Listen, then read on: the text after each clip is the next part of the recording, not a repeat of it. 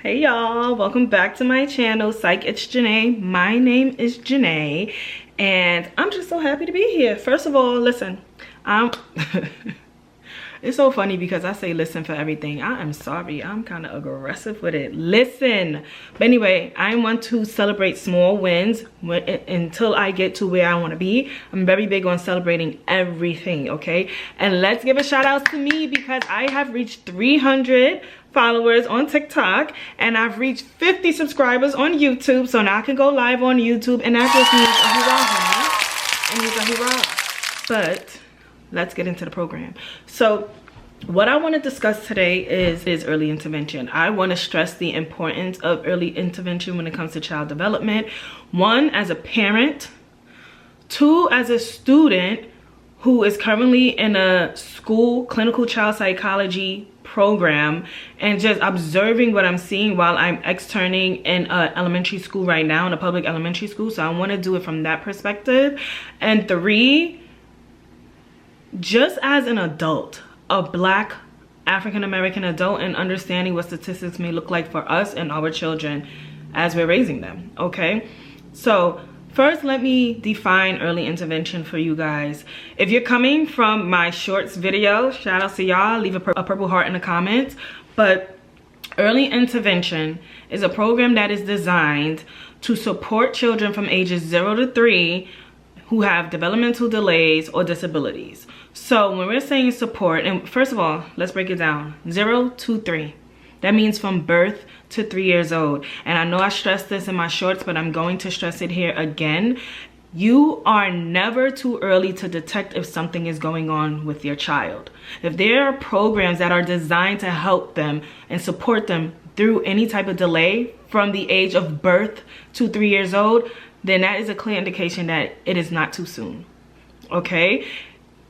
I want you guys to remember that. It is a very strong and critical point of development during those first 3 years, because that is when the mind is just ready to absorb and the brain is just building and working. So whatever it is being used to is what is going to continue to do. Just think of it in that way, okay?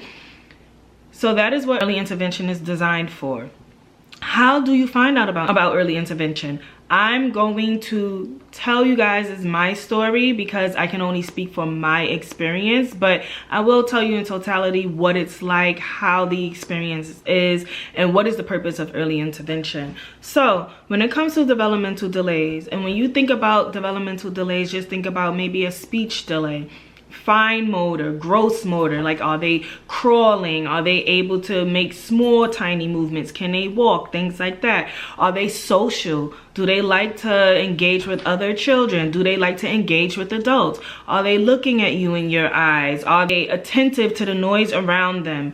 These are things that as a parent you want to be mindful of, okay? There are different developmental milestones, which is a whole different video, but in short, you can Google it and it will show you what to expect for each different developmental milestones. You have different ones from age 0 to 3 months, and 3 to 6 months, and 6 to 9 months. The more they grow, there's a different developmental expectation that you should look out for during their growth, right?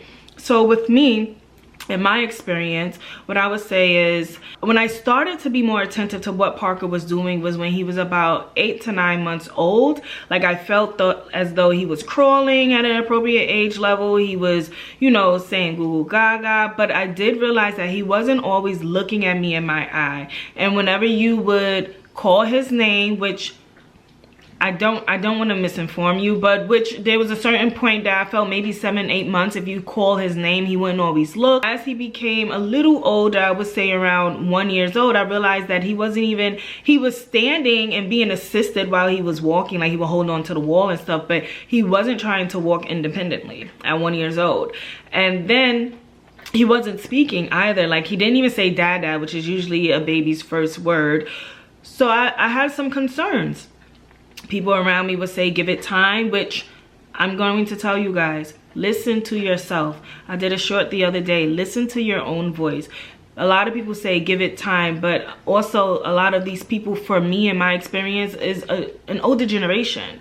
You know, you can't always take the advice from people who are not living in the life you are living in. What I mean is that older generation, they didn't have these different resources growing up, you know, especially as an African American. Other generations, then they weren't aware of things like developmental delay. Like, let's be honest, back in the day, they may have called someone the R word, slow, his screws are loose in his head. Like, they didn't understand that every delay that you see, or any type of cognitive difference that you see in a child, there is something for that. There is a resource available. There's an indication that they may need help, and you're just ignoring it because you're not educated enough to know. So when other people are telling you like, oh, just give it time, don't give it time. Don't give it time. If you feel any inkling that something is going on with your child, speak to your pediatrician. And that is what I did. So I went to Parker's pediatrician and I said, listen, Parker, I really gotta get this word listen out of my vocabulary. I said, Parker is not speaking. He is not walking. I'm kind of concerned. Is this something I should be concerned about? Should I give him more time? To be honest, the initial time that I told her, I think he was 10 months. And she said, give it until a year and come back at the 14th month. If he is not walking, let her know. And then I came back at the 14th month and she gave me a number for early intervention. She said, you call these people. What they're going to do is they're going to come in, they're going to assess him and see if he's at an age appropriate level, if they see things that do need attention and he may need more support for it, and you can just take it from there. And I said, okay. So that's what I did. I called the number up. You are assigned a case manager. They're going to do intake per usual, ask you questions, ask you what you've been seeing, and then they'll schedule dates for people to either come into the home, or you can reach out, or you can go wherever they are, I'm assuming. But they came into my home, they assessed Parker, and I think he was as young as, I think he was 14 months. I don't know, he was around a year and a half. Maybe he was 17 months, around a year and a half. And they came in, they tested him, and it was so funny because I was just sitting there asking them all the questions. You know, taking the information, make yourself knowledgeable, do the research yourself. Don't just be a parent that's just on a side. Like, do the work. Do the work. Just not because you have to. You don't really have to, but so you can know what you're looking at. It becomes less fearful. It becomes less embarrassing. Let's be honest. It feels embarrassing sometimes when you're realizing your child is not of an appropriate age level, but the more that you know, the more comfortable you become in understanding like why things are happening and how you can fix them. You are no longer focused on the problem, you're focused on the solution. So when they came in, they did all of that, and I asked one of the ladies who were assessing him, I'm like, how do you even know at such a young age what to look out for? But obviously these are trained professionals. They do know what to look out for. And they did what they did. She had him trying to build blocks, and she would put things in front of him to see where his attention immediately goes. I guess to see if he is attentive when things come into his environment and when things are removed from his environment.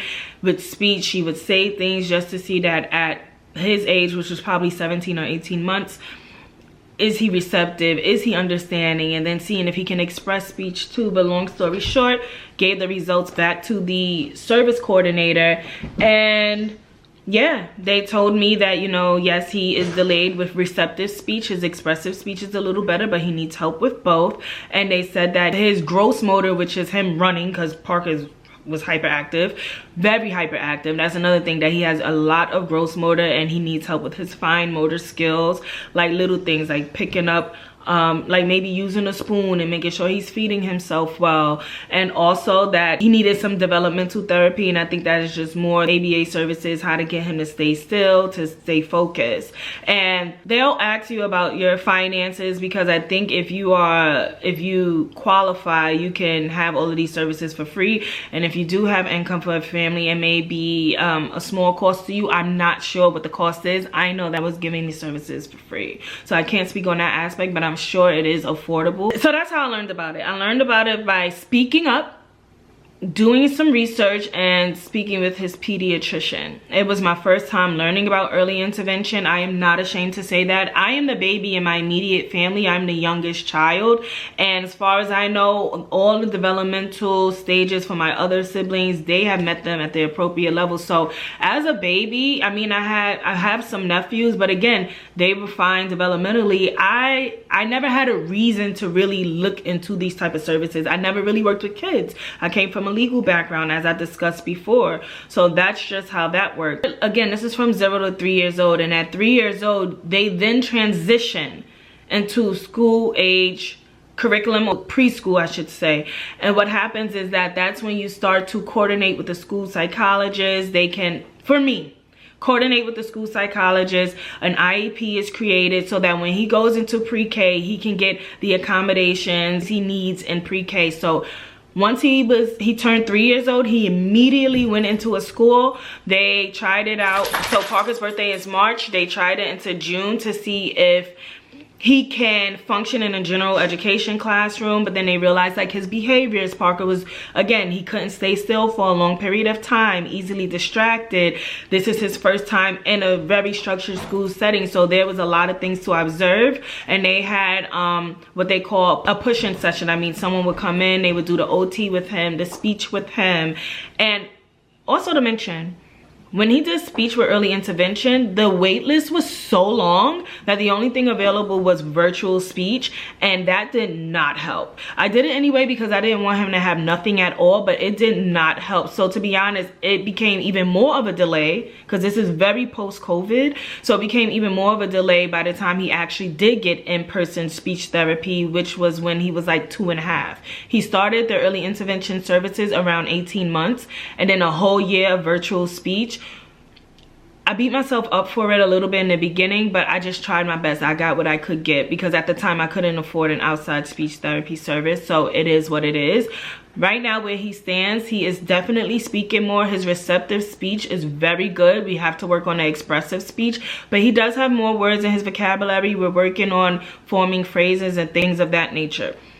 But how it helped is because early intervention creates a structure and a routine, and it really supports them so that by the time they get into a school, a public school, or in a school environment, the child is better behaviorally, they're better, they understand things cognitively, and they can just function and perform better in that environment. So that is the whole purpose, so that when they are in a school environment, they can speak well, they can write, they do have great motor skills. It is to build them up until they get to that point. So now Parker has an IEP, and he is in an ABA class, which has helped him tremendously. When Parker first started ABA, when he turned 3, he could not stay at a table or sit down longer than 15 seconds at all. And then now Parker could stay seated for like 5 to 10 minutes. If you have something in front of him, he can focus. There's still issues with his attention. He is still a little hyperactive, which is why I'm also going to try and get him tested for ADHD, but he is much better. Okay, Parker is also autistic, mildly autistic, and I never received the level of autism when I received his diagnosis because he was so young, which triggered in my mind, he never got a level because I got him assessed and diagnosed when he was so young that all the behaviors weren't there. And because I got him into an ABA classroom and I'm getting him all these resources and therapies he needs, his behavior and his cognitive levels, they're getting better. So I never got him diagnosed with a level, and I wasn't really that familiar with levels until people started asking me, and I'm part of a Facebook support group for mothers of autistic children, and a lot of them talk about levels, and a lot of them have autistic children at a level 3, and I get so shocked when I hear about their behaviors. Not in a bad way, it's just like I'm always wondering, like, wow, if they would have intervened early, would they even have reached a level 3? Which ties into why you have to intervene early. That it's so important. Just really educate yourself on what the milestones look like, or just speak up if you have any type of doubt. I want to talk about stats though. I want to talk about the stats when it comes to early intervention, so you can understand how it impacts a child. There's early wins, there's massive gains. The brain's plasticity, it peaks, I'm reading from my notes, it peaks before ages 3 to 5, so it can help rewrite their whole trajectory of their life and their development. So kids who start early intervention, or anyone intervenes before age 3, there is a 17-point IQ jump, and it's great for independence. A lot of meta-analysis research papers show that early intervention has raised cognitive scores by 5 to 8 IQ points, and socially and communication wise, there has been an increase as well. A social communication is a Wow, just realized that my camera cut off way sooner than I anticipated or I thought. So I'm just going to go over these statistics really quickly. So different intervention types. Early intervention types has increased the social skills of children by 47%. Autism symptoms were decreased by 38%. Behaviorally, an ABA classroom or ABA therapy can help with challenging behaviors by decreasing them by 58%. Developmentally, social communication can be increased by 28 to 31%. Overall, there has been an 87% success rate at 18 months when it comes to early intervention and children hitting milestones faster. When you think about adaptive life skills like self-care, play, and language, those skills have been increased by 23%. Motor skills are increased by 39%, and daily living skills are increased by 35%. Okay, we're back. So don't really remember where I left off at, but I think I was talking about getting into grade school. Once they hit kindergarten, if you've had early intervention with your child, it'll be easier for them to transition. I'm currently kind of worried about the idea about kindergarten because I know there's still so much more that Parker has to do to get up to his age appropriate level with speed. I'm also experiencing the attention thing with him, but I know I have getting him the services he needs. I'm doing all that I can, and that is what I can do as a parent. It's just advocate for him, continue to be on top of things, go to the IEP meetings, collaborate with his teacher, his school psychologist, check in and just see if I can observe or if I'm experiencing growth from him. But outside of that, I also want to just talk about what it looks like when you don't get early intervention services. So I currently am working at an externship site where I'm working for elementary school, which I mentioned, and many of the students, their first time even receiving services is the moment they get into kindergarten. So from 0 to 5, they have been probably delayed developmentally, and I get it. I understand it's stressful. Parents, especially in this day and age, it's not like we have a lot of just stay-at-home moms who can sit there and work with the children. And even if they are, it's just so taxing. Life is just naturally taxing in this moment. Everything is more expensive. People have to work. No one has time. But I do believe that when it comes to children, you have to make that hard decision. Because if you don't handle it now, you're going to have to handle it later. A lot of these transitions that I'm seeing in the school, I saw a child the other day screaming at the top of her lungs the entire time during the first period. These periods are 38 minutes long. First day in a school setting at kindergarten. And I just feel as though you see those signs as a parent at home.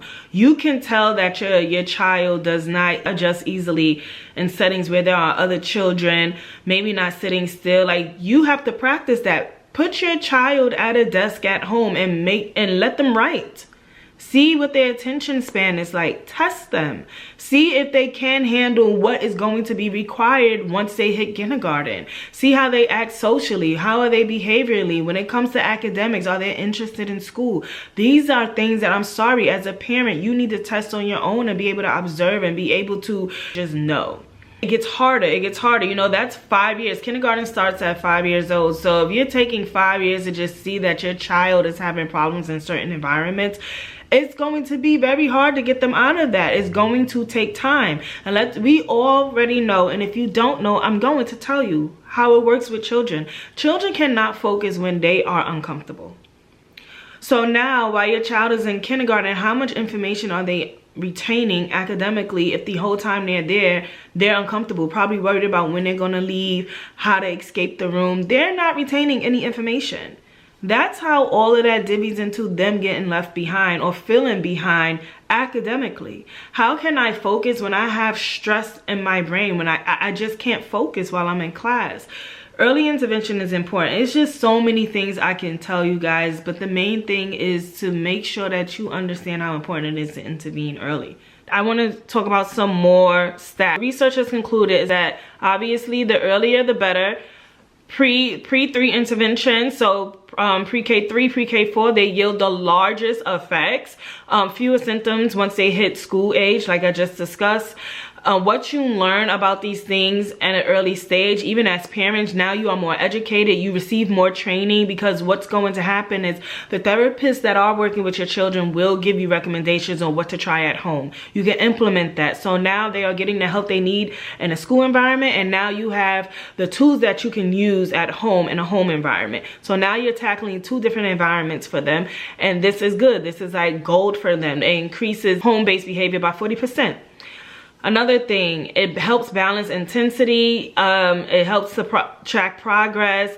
And another good thing for people who want to always talk about time and money, when you intervene at an early age, every dollar that you invest, you save $2 to $9 in the long run. You know why? Because as children get older, and say behaviorally they haven't changed, now you got to place them in different schools. Now you got to get them multiple therapists.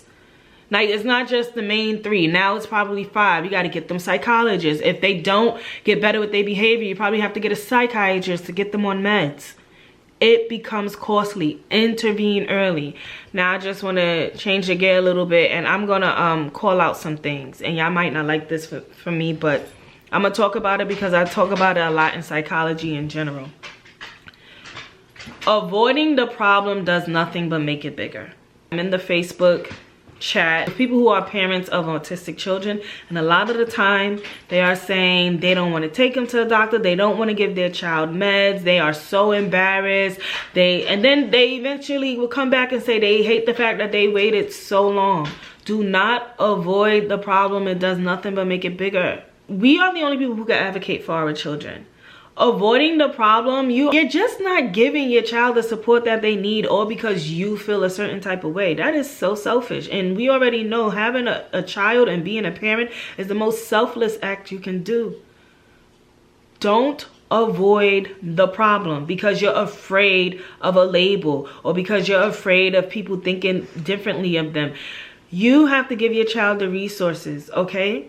Labels are just that. They're labels, and you can think of it in a negative way. I like to think of it in a positive way. The more I know what is going on with my child, the more I can provide for them, the more accommodations and resources and recommendations I can get from people who work with my child. So now I know it's not just a one-person effort. It is an effort on a community basis and an effort from my parents, my friends, his teachers, people who watch him. It is a whole community level effort. I'm very passionate about this topic because I kid you not, if I had to wait, or if I chose to wait to try and get help for Parker, he would be at a level 3 of autism. You know why? Because I can see the moments when he does get tantrums. They're not extra, and he does have issues with certain textures of food, but he'll eat.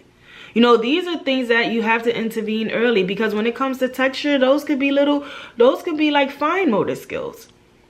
He doesn't like the way things feel in his mouth. Your children are not liking the items that are going in their mouth. You have to train them on that. And a lot of the time I think parents, we adapt too much to what we're dealing with without questioning it. And I'm not saying that everything needs to be questioned, but adapting to a behavior that you know could use some type of support is not answering the problem. Sometimes I'll hear parents in that same chat I was talking about on Facebook saying my child would only eat crackers and milk. I'm not trying to be harsh because I know this is truly the case. Some children won't eat that. But I want, again, to stress the importance that if you intervened early, that would not be a problem. That wouldn't be your problem right now. It wouldn't. We have now surpassed the brain's magic window. The greatest time for the brain's plasticity, which means how easily a brain can adapt to something. So once you pass a window, it's harder for the brain to adapt. It is harder for a child to want to eat something. It is harder for a child to understand how to self-regulate. It is harder for a child to be able to write, for a child to be able to speak, if the brain has already utilized the time that was pivotal for them and critical for them, and you use it and you're getting used to the behaviors that the child just wants to do, and it's not at a child. Like, I can't explain it the way I want to. I'm rambling now, but just understand, the earlier you intervene, the better. That is the whole lesson. It worked for me. It is going to continue to work for me. My son is doing great. Again, he is autistic. He is speaking more. He is on a strict routine in the house. I give him screen time too. And then he understands when it's time to transition and there is no more screen time. We are not going to be having fits and tantrums. And if we do, I am there to help him manage it. Sometimes we're out to dinner, he can't stay still, and maybe giving him screen time will calm him down. And I think that that's okay, but I can't feel like that's the only way he would stay still. You understand? Like, there has to be some level of control from the parent that aligns with what support can look like for the child. But to just make it seem like it's the child's way or the highway, no, it really shouldn't have to be like that in a household. And unfortunately, it's like that for a lot of people. And it all stems down to the fact that they did not intervene early. So please, learn more about early intervention. Research, do what you have to do. Because I guarantee you, if you intervene early, the problems, the small problems will not become big. And the big problems that can be there, they will be reduced and they will be small. Thank you. That's all I got. I've been chatting. And yeah, just remember, early intervention. Send this to a parent, please. Thanks for stopping by the office. Like, comment, and subscribe, and I'll see you in the next video. Bye.